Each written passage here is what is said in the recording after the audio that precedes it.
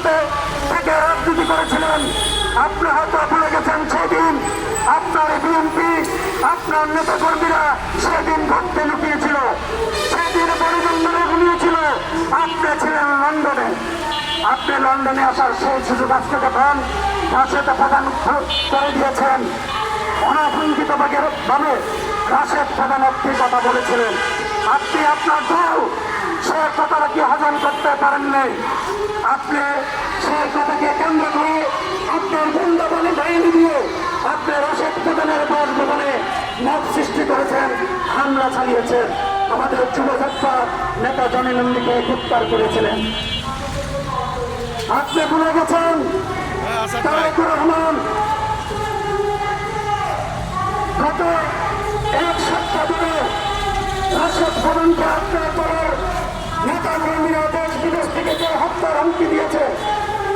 আপনি ভুলে গেছেন যদি আমরা আপনার সেই হত্যার হুমকির প্রতিবাদে আমরা রাজপথে নামতাম, তাহলে হয়তো আপনাকে বুঝতে হতো যে না, যাত্রা একটি সহিংস রাজনীতি করে।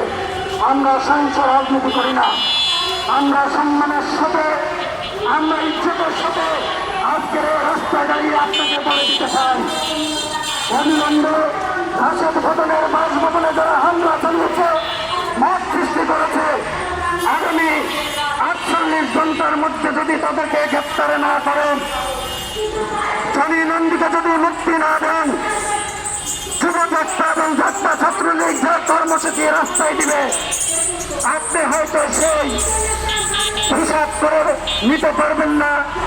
সেটা আমি আগাম বলে দিতে চাই। আগামী আন্দোলন যুবযাত্রা এবং যাত্রা ছাত্রলীগ যদি আপনাদেরকে প্রতিহত করে, আপনাদের নেতা কর্মীদের সংখ্যা কোনে হাসপাতালে ভর্তি করাতে পারবেন না, গাড়িতে বোঝাই করে হাসপাতালে নিয়ে যেতে হবে।